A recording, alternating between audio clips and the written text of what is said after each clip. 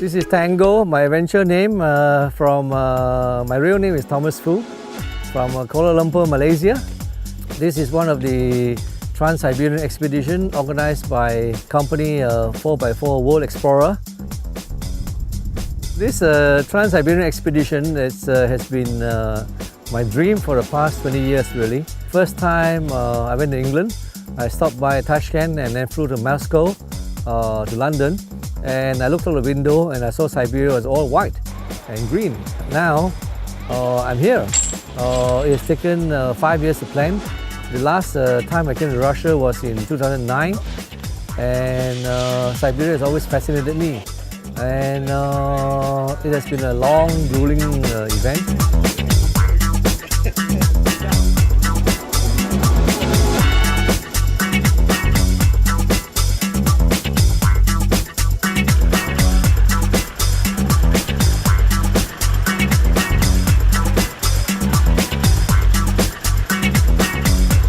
Good morning. How are you? This is a fine day. We are just refueling in Ulaanbaatar, Mongolia.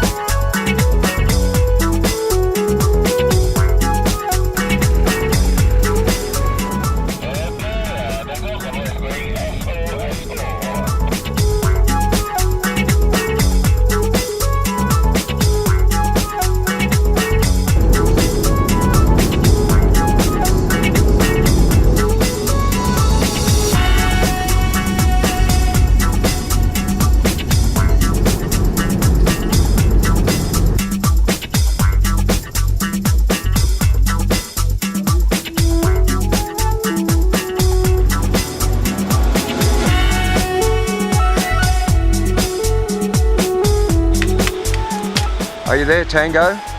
Metcalf? Yeah, mate, when you come back across, come back towards where I'm standing, closer to that wall. It could be shallower there rather than where you went in up there.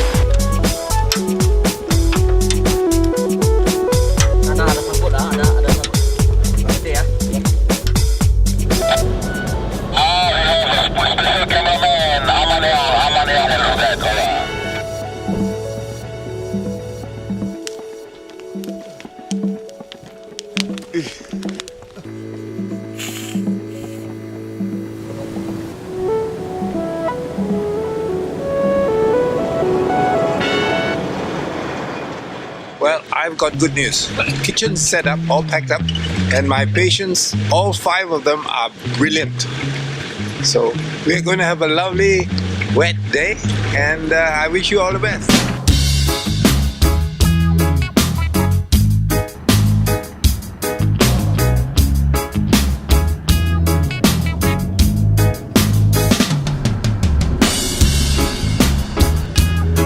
We have got 3 more days to Magadan.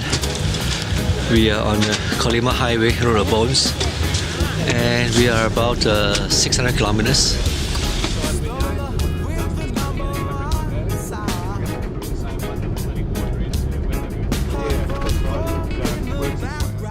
We have been this glorious campsite you see is just a gem in the middle of nowhere.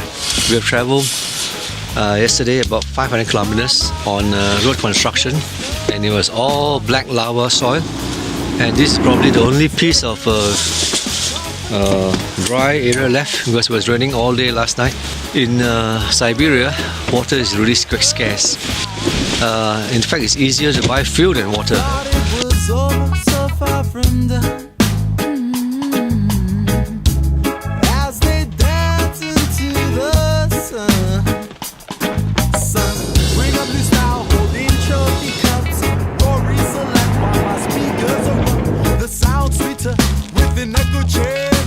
Don't you know that the other danger, 3 bottles of crystal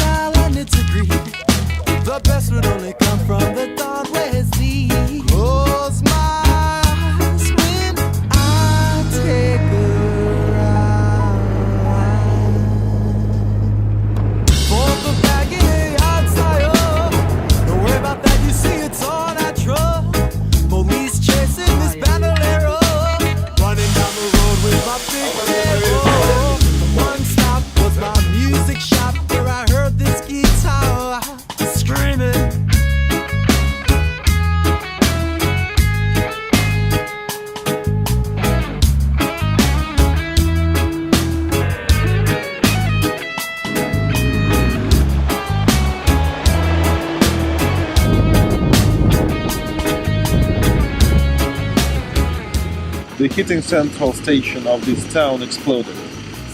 And about 27,000 people had to abandon their town because they could not survive at the frost lower than 40 without centralized heating. So they closed all the production here, they had mining production, they closed all schools, everything. They dropped their pieces, their belongings, and just left it. They ran away to the warmer areas.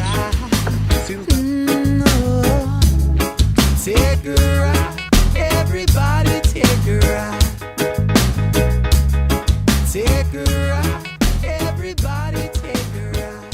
The most memorable moment, I think, is driving on the Road of Bones and thinking about what life must have been like for the people who made the Road of Bones. When you look at how people live today, the absolute survival, subsistence living that they have, the style of living is so absolutely basic. And to think that they're so much better off today than what they were in the days when they actually made the Road of Bones is staggering. To comprehend how they could survive in the cold without the technology we have today is just amazing.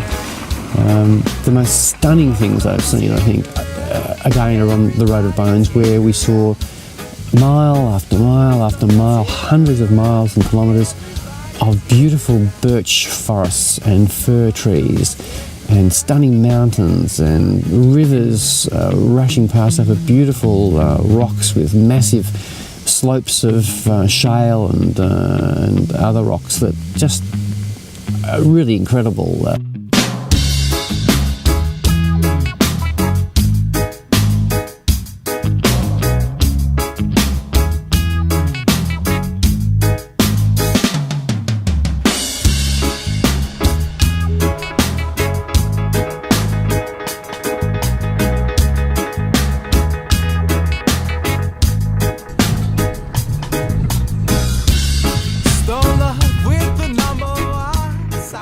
Yeah, we've struck a bit of weather. I've never driven in snow.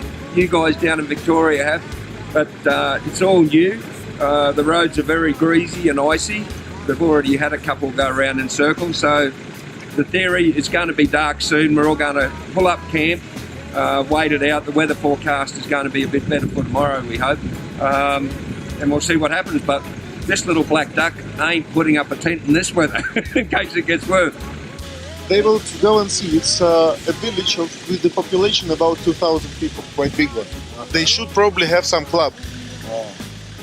And if so, if it's possible to lease this club, to sleep in the night in the club, in the cinema hall or something. Okay.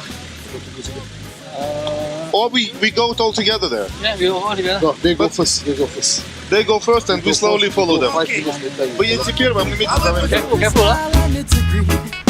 The best would only come from the dawn where his lead. Close my eyes when I take a ride.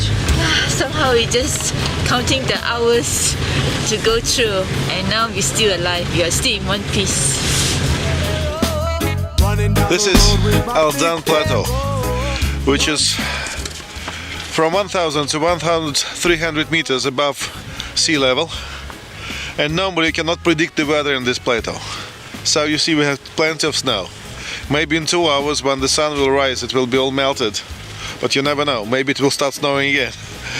And we expect raining in 150-200 kilometers ahead, but you also never know because this is unpredictable in this area. Have fun.